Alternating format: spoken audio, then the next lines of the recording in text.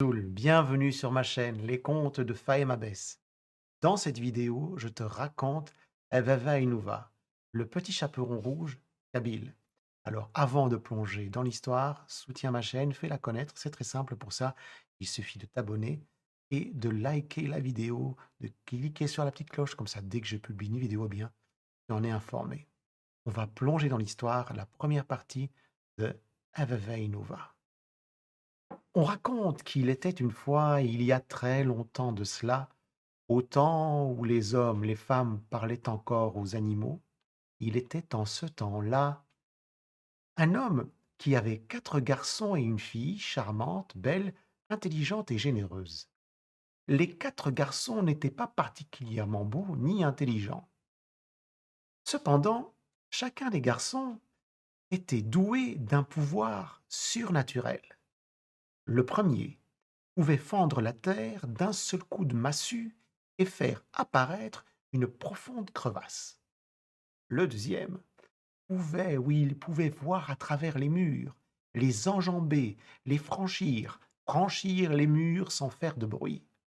Le troisième était doué d'une ouïe si fine qu'en tendant l'oreille, il pouvait percevoir les sons, les bruits les plus faibles à des kilomètres de lui. Le quatrième, lui, était capable de prendre un œuf sous une perdrix sans qu'elle ne s'en aperçoive.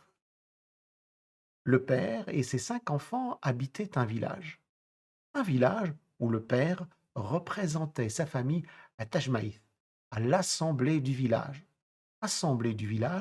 où l'on gère les affaires, les problèmes, les conflits, où se prennent les décisions du village. Un jour, le père se rend à l'assemblée. Là, à l'assemblée du village, eh bien, ce jour-là, il prend la parole. Il parle, il échange, il discute, il s'exprime, il s'emporte, il se calme, il se fâche, se met en colère. Ses amis, oui, ses amis, essayent de le calmer. Lui, il les insulte et il insulte tous les hommes présents. Oui, tous. En colère, il quitte l'assemblée et rentre chez lui. Quelques heures plus tard, il regrette, il se calme, il regrette les insultes et les menaces qu'il a lancées. Mais il est trop tard. Ce qui est dit a été dit. Un tel comportement à l'Assemblée de la part d'un homme mûr est inacceptable.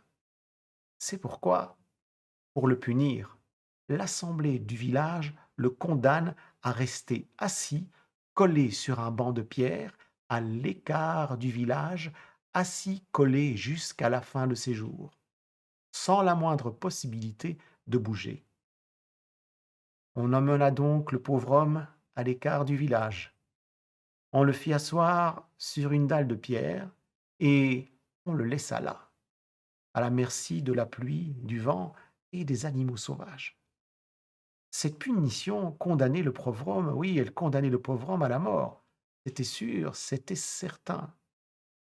Les 4 frères et leurs sœurs ne pouvaient pas laisser leur père dans cet état. C'était sûr, c'était certain. Mais, mais ils ne pouvaient pas, non, ils ne pouvaient pas enfreindre la loi, le canon. Ils devaient respecter la décision de l'assemblée du village. C'est pourquoi, après une nuit de discussion, Rova proposa une solution à ses frères. Et ensemble, ils décident de construire une cabane en roseaux et en terre autour de leur père. Ceci pour le protéger du vent, de la pluie et des animaux sauvages. Ils se mettent au travail et au bout de 7 jours, oui, 7 jours, la cabane est construite.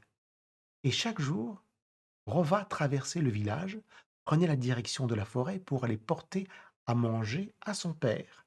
Arrivée devant la maison, pour s'annoncer, elle frappait à la porte en disant Avava Inuva, dit Thabouth, Nkini, dis ouvre-moi la porte, c'est moi, ta fille. Et le père répondait Fais sonner tes petits bracelets, ô ma fille. Elle faisait sonner ses petits bracelets et le père, eh bien le père, il ouvrait la porte. Elle entrait, lui servait le repas, oui, lui tenait compagnie, puis elle s'en retournait au village, avant la tombée de la nuit. Ainsi passaient les jours, ainsi passaient les nuits, jusqu'au jour où Warzen, un ogre, aperçut Rova. Il la trouva belle, belle. Elle se rendait chez son père avec le couscous Suxo et Thumthund, la galette. Il l'aperçut, elle avait préparé à manger pour son père, il l'aperçut et Warzin l'ogre la suivit en cachette. Arrivé devant la cabane, eh bien l'ogre, fin de la première partie de Avavainuva, le petit chaperon rouge kabyle. Deuxième partie dans la vidéo qui suit. Si tu es arrivé jusqu'ici, c'est que cette histoire te plaît, alors fais connaître ma chaîne, soutiens mon travail, fais-toi plaisir, fais-moi plaisir, abonne-toi à ma chaîne, clique sur la petite cloche comme ça, dès que je publie une vidéo, eh bien tu en es informé et like la vidéo.